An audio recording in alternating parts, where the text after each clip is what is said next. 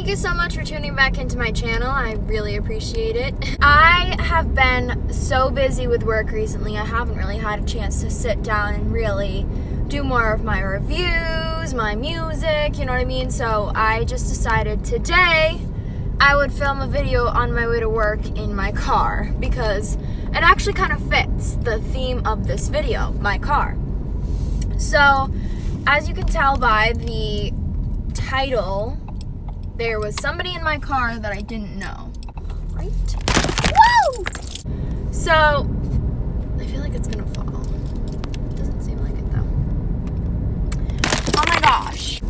So anyway, as I was saying before, I was really interrupted by my phone falling. I had somebody in my car that I didn't know, and it was scary, and here's my story about it. So a few years ago, me and my friend were going up and to a river to float and spend the day there. So we met at a park and ride near my house, probably like 15 minutes from my house. So I wasn't even far from home at all.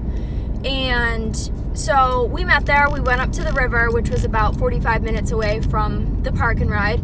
We were there till about probably like 9 o'clock. We got back to my car around 10 o'clock, I would say.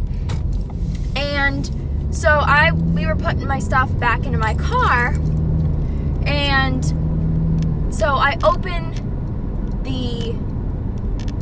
so at this time, okay, I'm going to restart.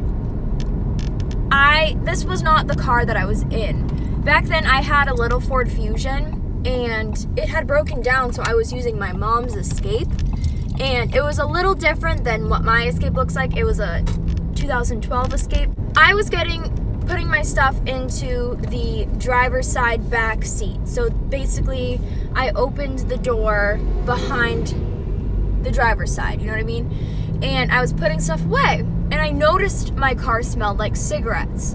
And I didn't smoke cigarettes, and at the time I didn't know anybody that smoked cigarettes. So it was a really weird feeling to me. I was like, Maria, my car smells like cigarettes. This doesn't make sense. And she was like, come back here. And I was like, okay. So I went back to her car, and she grabbed an umbrella because she was like, just in case, you never know, there might be somebody in your car. So I was like, okay.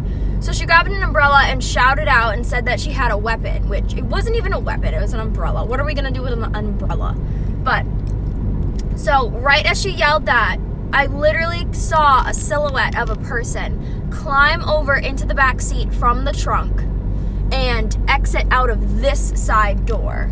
So they didn't come out the side that we were on. They came out the other side, and they took off into the woods.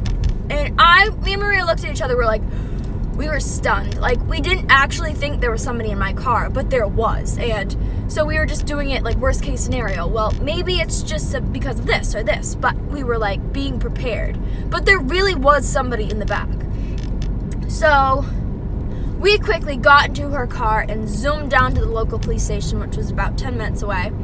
And we run into the police station. I'm sobbing at this point. I am literally distraught. I'm out of my mind crying. And the dispatcher guy was like, oh, what happened? Is everything? He was freaking out too. And I was like, there's somebody in my car. We're freaking out. We're scared, blah, blah, blah. So we told him the whole story. He went and got the police officer that was on duty at that time. So the police officer comes out, and we start telling him our story, and he kind of just scoffs at us and well, this has never happened before. So when I was like, well, I don't care if it's never happened before. It happened to us right now. You think we're lying? And the way he was talking to us was just so rude, and it just made me feel bad about myself, as if I was making up this story. Why would I make up a story about this? And I was clearly distraught and upset. So the police is just kind of hesitant to even come down to the place that we said. And so we ended up following him back to the rest stop. And at that point, my parents were there, and Maria's parents were there. And so we all are just waiting for him, and he's searching the area. He has his big spotlight on, blah, blah, blah, blah, blah. And he's like, well, I don't see anything, sorry. And we're like, so that's it. You're not going to do any other research. So he's like, no, you're fine, whatever. No one got hurt. There's no sign of forced entry on your car, blah, blah, blah. You probably left the doors unlocked, and I don't remember if I left the doors unlocked or not, but I must have. So then he's like, okay, well, have a good night. So we're just like, that's it. That's how he's handling the situation. Like, we could have been hurt. We could have been killed. We could have been kidnapped. I don't know. Anything. So my dad goes up to the edge of the woods and starts like looking in, because it's kind of like a dip down. It was like a hill. And he's looking in the woods, just like scanning it. And then all of a sudden we hear this loud sound of somebody running through the woods. And it was not an animal. It wasn't just a squirrel. It wasn't a deer.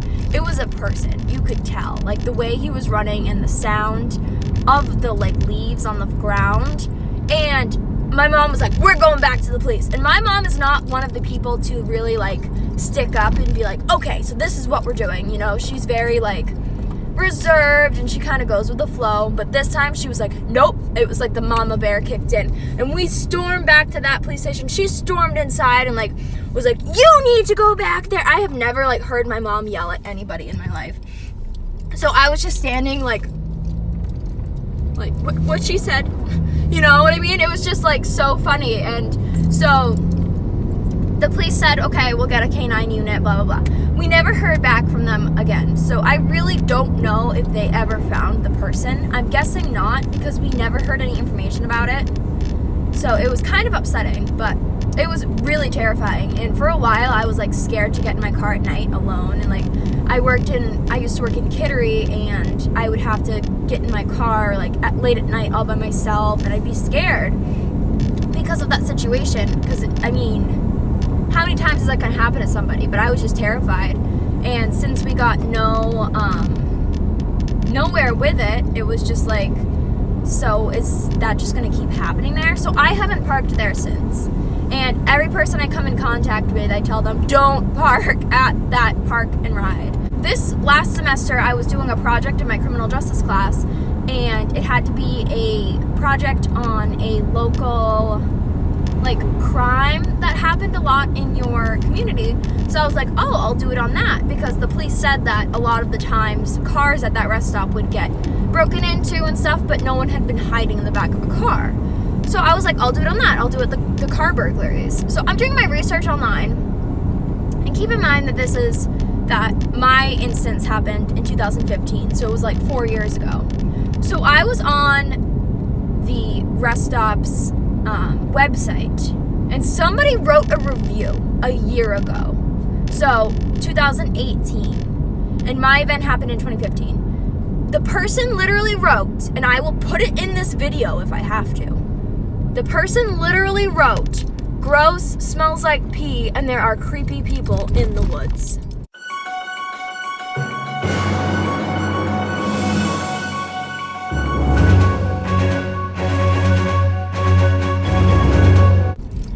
I just about lost my mind when I read that. The police not believing me, and then somebody else had the same instance of a creepy person in the woods. You're kidding me, right? So I wasn't lying. That was proof right there that what I went through was valid, and I wasn't the only person that went through it. Even the police said, it would never happen before. Stop being so dramatic. Well, you know what? I'm gonna be dramatic about it, because it was scary, and it hurt me, and it made me nervous for the rest of my life. Anyway, so I freaked out. I was like, no way. So that was crazy, the person that said that, and I was like, freaking out. Freaking out. And I've like looked up local police logs and stuff to see if there's anything that people have said about that place, or any like local like recent police stories, and there haven't been anything, because they recently put up a sign at that rest stop that the Maine isn't responsible for stolen objects or ruined property. And I know it's because they've gotten so many like burglary cases there that they just don't want to deal with it anymore. And I think that is totally wrong when it comes to the police. Like, we're supposed to feel safe, and you're not doing anything to make us feel safe. And it was just like kind of a sketchy place anyway, so I guess we probably shouldn't have parked there in the first place. And the funny thing is, this event happened on my friend's birthday, so it kind of ruined the birthday. But other than that, I'm safe and I'm fine, and I will not park at that rest stop anymore. That's my story of a creepy person in my car. And yeah, so thank you for watching, and I hope that you always lock your car doors because you never know what's going to happen. So remember to lock your doors and stay safe, and maybe bring mace with you all the time or something just to have some type of self-defense, especially if you're a woman, because people out there are nuts. So anyway, thank you so much for watching, and I hope you'll tune into my next video. Have a good day. Mwah.